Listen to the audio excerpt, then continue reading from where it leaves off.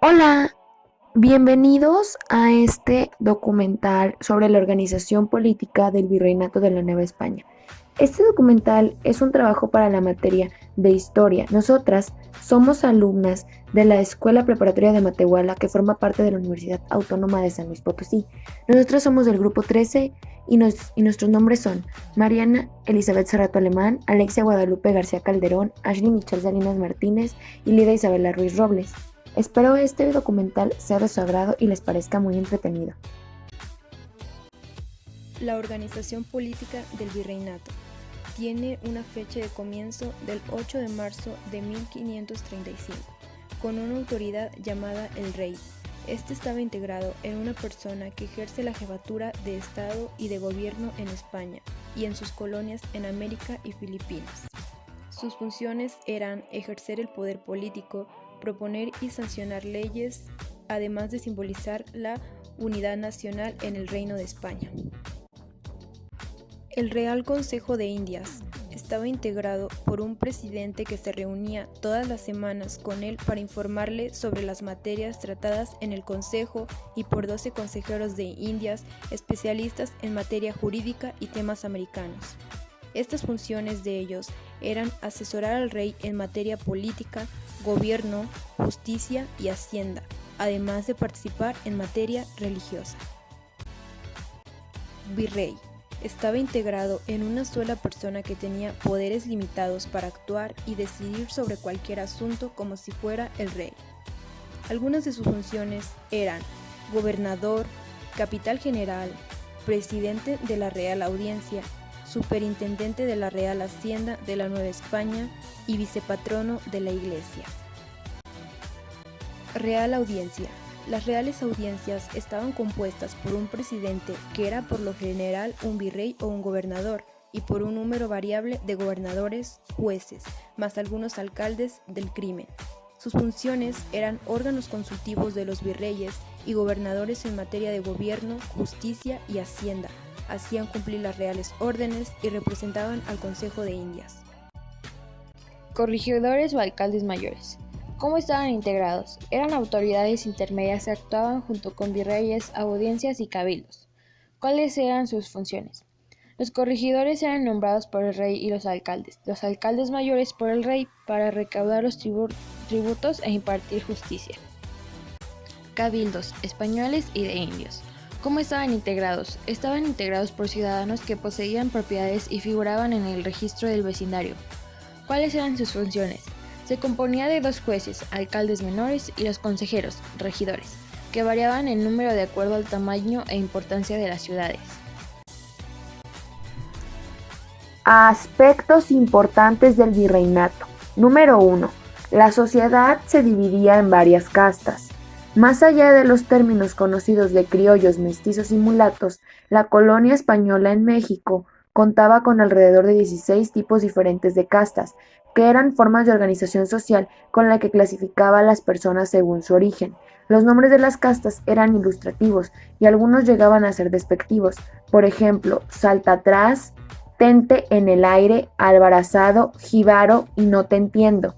Era como se le decía a algunos de los grupos menos privilegiados y más mezclados. Durante una época se prohibieron los papalotes. En la tercera etapa del virreinato en México, por el año 1774, el virrey Bucareli ordenó la prohibición de los papalotes en la Ciudad de México, ya que varios niños se accidentaron al intentar volarlos. Los accidentes iban desde caer de las azoteas de las casas hasta ser atropellados por carruajes. Número 3. Existió una fuerza para combatir el crimen.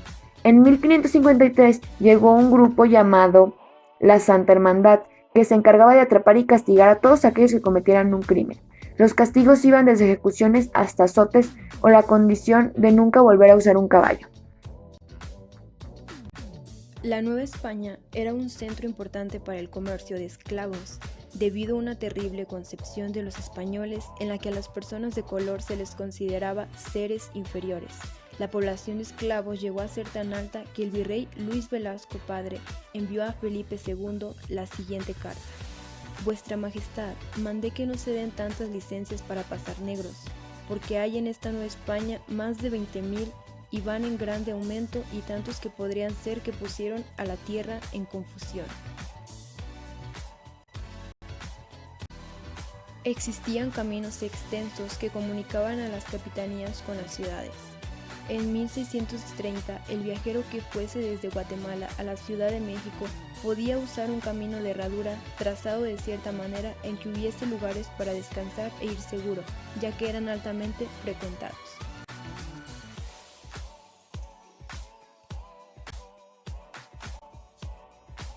8. Las encomiendas. Las encomiendas eran el sistema de los cuales los conquistadores y sus descendientes reciben el servicio y el tributo de los indígenas, mientras que el encomendador estaba obligado a ver que les dieran doctrinas y cristianas, que se les tratara bien. 9. La explotación minera. La Nueva España contaba con una cantidad importante de yacimientos de oro y la plata, que significó el rápido desarrollo de las ciudades y de vías de comunicación. Por ejemplo, Zacatecas, descubierto en 1546, fue rápidamente poblado debido a los yacimientos de plata existían en su territorio, y para 1548 ya contaban con cerca de 50 minas de explotación.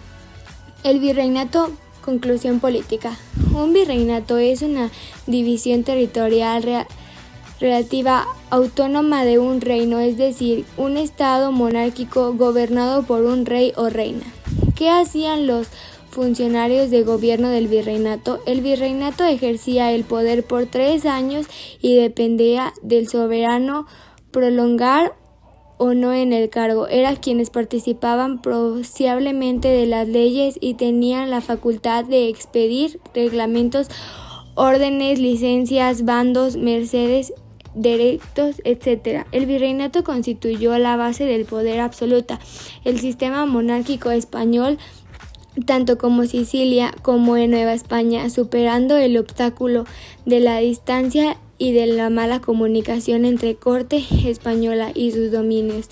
La corte de cada virrey desempeñaba un papel eficaz en la integración en el sistema global de los poderes o autoridades locales. Asimismo, el cargo de virreyes resultaba útil a la hora de dotar de puestos en el gobierno a los nobles españoles. El tipo de poder así constituido precisaba de continua confirmación que se conseguía por una serie de rituales ceremoniales recordatorios simbólicos de la premisa y carácter del virreinato.